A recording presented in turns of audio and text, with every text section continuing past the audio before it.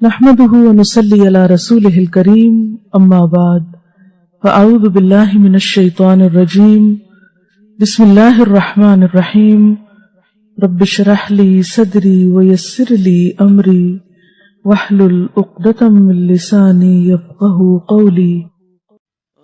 صحبت اور غسل جنابت۔ صحابہ کرام رضی اللہ عنہم کے درمیان غسل جنابت کا ایک مسئلہ زیر بحث آیا۔ ایک گروہ کہتا تھا کہ غسل صرف دخول پہ فرض ہو جاتا ہے، انزال شرط نہیں، یعنی واٹر ڈسچارج جو ہے وہ ضروری نہیں۔ دوسرا گروہ بیان کرتا تھا کہ وجوب غسل کے لیے دخول کے ساتھ انزال بھی شرط ہے۔ یہ طویل مباحثہ کسی فیصلہ کن صورت پر منتج نہ ہوا۔ آخر قرار پایا کہ ام المومنین حضرت عائشہ رضی اللہ عنہا سے دریافت کیا جائے۔ حضرت عائشہ نے کہا کہ رسول اللہ صلی اللہ علیہ وسلم نے فرمایا، اذا جلس بین شعبها الاربع ومس الختان الختان فقد وجب الغسل۔ جب مرد عورت کی چار شاخوں کے درمیان بیٹھ جائے اور اس کا محل ختنہ عورت کے محل ختنہ کے ساتھ مس کرے تو غسل واجب ہو جاتا ہے۔ تو مسئلہ یہ ثابت ہوا کہ صرف دخول پر ہی مرد اور عورت جنبی ہو جاتے ہیں اور ان پہ غسل واجب ہو جاتا ہے، انزال یعنی منی کا نکلنا شرط نہیں۔ جنابت کے احکام۔ وجوب غسل کی حالت کو حالت جنابت کہتے ہیں۔ وجوب غسل یعنی جب غسل واجب ہو جاتا ہے تو اس حالت کو جنابت کہتے ہیں۔ جنابت کا لفظ جم سے، جم پہلو کو کہتے ہیں، نہیں بچنا۔ مندرجہ ذیل چار حالتوں میں مسلمان مرد اور عورت پر غسل کرنا فرض ہو جاتا ہے۔ نمبر 1، جوش کے ساتھ منی خارج ہونے کے بعد، اس میں احتلام بھی داخل ہے، یعنی کوئی ایسا خواب آئے یا ویسے۔ نمبر 2، صحبت کے بعد یعنی سیکشول انٹرکورس کے بعد۔ نمبر 3، حیض کے بعد۔ نمبر 4، نفاس کے بعد یعنی بچے کی پیدائش کے بعد۔ اس میں یاد رکھیے کہ بہت سے لوگ پوچھتے ہیں کہ اگر خواتین انٹرنل چیک اپ کرواتی ہیں تو کیا اس سے غسل واجب ہوتا؟ تو کوئی غسل واجب نہیں ہوتا جب تک کہ ان چار چیزوں میں سے کوئی چیز نہ ہو۔ اس میں یاد رکھیے کہ بہت سے لوگ پوچھتے ہیں کہ اگر خواتین انٹرنل چیک اپ کرواتی ہیں تو کیا اس سے غسل واجب ہوتا؟ تو کوئی غسل واجب نہیں ہوتا جب تک کہ ان چار چیزوں میں سے کوئی چیز نہ ہو۔ صرف منی خارج ہونے سے بات نہیں، بلکہ جوش کے ساتھ منی خارج ہونے کے بعد غسل واجب ہوتا ہے۔ رسول اللہ صلی اللہ علیہ وسلم نے فرمایا، جب تم عورت کی چار شاخوں کے درمیان بیٹھ کر صحبت کرو تو تم پر غسل واجب ہو گیا، اگرچہ منی نہ نکلے۔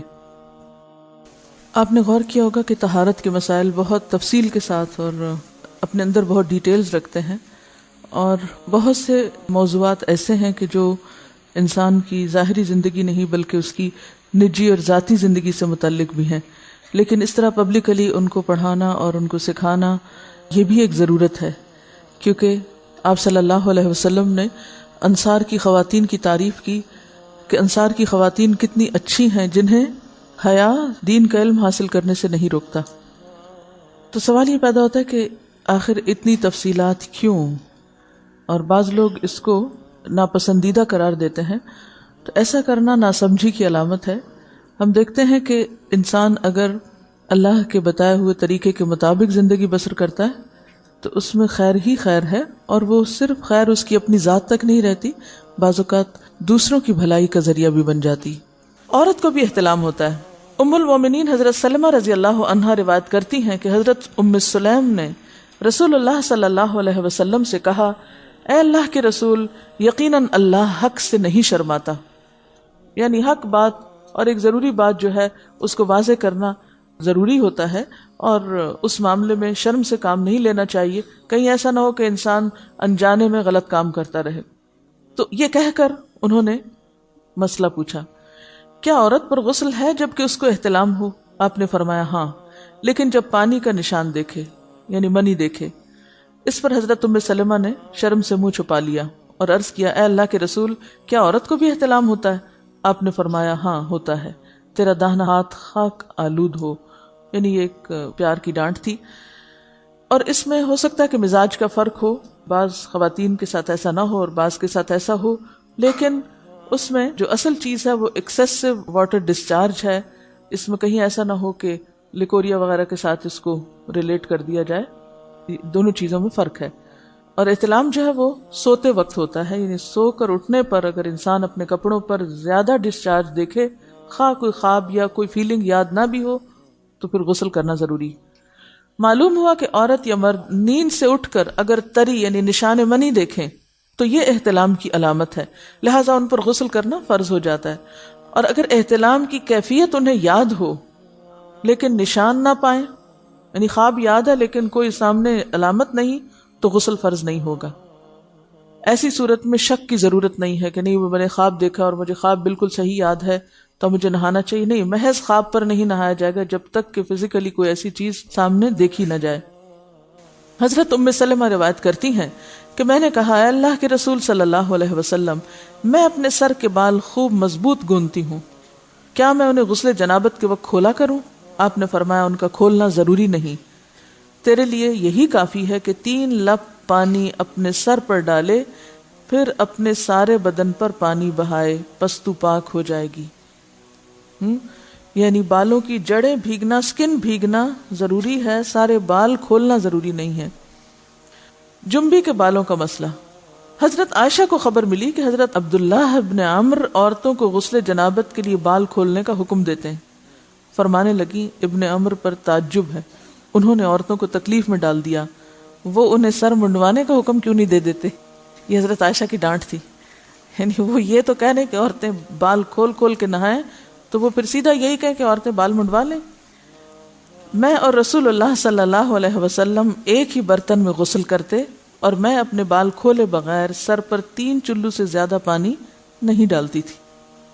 معلوم ہوا کہ غسل جنابت کے لیے بال کھولنے کی ضرورت نہیں، مگر یہ حکم صرف غسل جنابت کا ہے، غسل حیض کے لیے بالوں کا کھولنا ضروری ہے، کیونکہ وہ مہینے میں ایک دفعہ ہے۔ حضرت عائشہ سے روایت ہے کہ انہیں رسول اللہ صلی اللہ علیہ وسلم نے غسل حیض کے لیے فرمایا، اپنے بال کھولو اور غسل کرو۔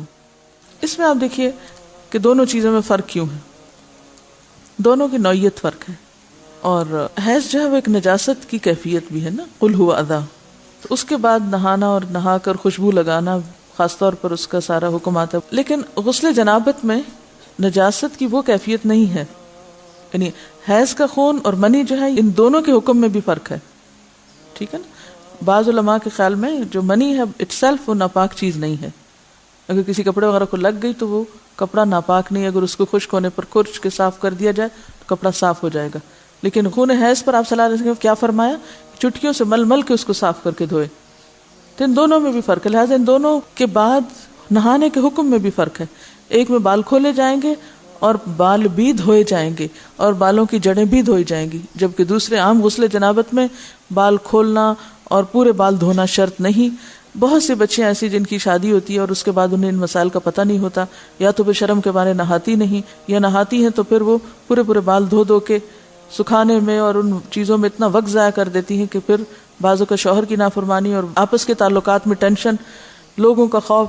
تو اگر دین کا صحیح مسئلہ پتا ہو تو انسان ان تمام مشقتوں سے بچ جاتا ہے اور ایک نارمل روٹین کی لائف گزار سکتا ہے۔ تو اس میں کیا صرف 3 کپ پانی، 3 لپ پانی، یعنی 3 دفعہ کیوں کہ اگر ایک دفعہ ڈالنے سے پوری طرح نہیں بھیگا تو آپ یہ بھی کر سکتے ٹیپ کے آگے سر کر کے، تو ساری اسکن جو ہے سر کی اس کو آپ گیلا کر لیں، پیچھے سے بال جو ہیں اگر لمبے ہیں تو ان کو ایک طرف کر دیں تاکہ پورے بال نہ دھونے پڑے، نہ سکھانے پڑے اور نہ خشک کرنے پڑے، اور باقی جسم پہ پانی بہا لیں۔ دوسری صورت یہ ہے کہ مگ میں پانی لے کے تو اس کو آپ تھوڑا تھوڑا کر کے پورے کو ایک دفعہ کریں، پھر اس کے بعد دوبارہ کریں، اور تیسری دفعہ رول کر کے بالوں کو پیچھے سے شاور کیپ ڈال لیں اور باقی جسم پھر دھو لیں۔ شاور کیپ سے کیا ہوتا ہے عام طور پر کہ پیچھے کے جو سارے لمبے بال ہیں پھر وہ نیچے گر کے گیلے نہیں ہوتے، وہ آپ کے سر پہ ہی ٹک جاتے ہیں۔ تو سر کی سکن دھوئیں اور بالوں کو جوڑے کی شکل میں باندھ کے اوپر شاور کیپ پہن کے پھر باقی جسم کو اچھی طرح دھو لیں۔ تو اس میں آپ دیکھیں کہ جب بالکل سر کے سکن کا حصہ ہی تر ہوگا، اور یہ 3 دفعہ کرنا ہوگا، ایک دفعہ سے نہیں کام چلے کہ 3 دفعہ کرنا، تاکہ کوئی بھی بال برابر جگہ سکن کی خشک نہ رہ جائے۔ تو اس سے کیا ہوگا کہ جتنا کم بال گیلے ہوں گے اتنے کم دیر میں ان کو خشک بھی کیا جا سکتا ہے اور کسی بھی مشقت کے بغیر۔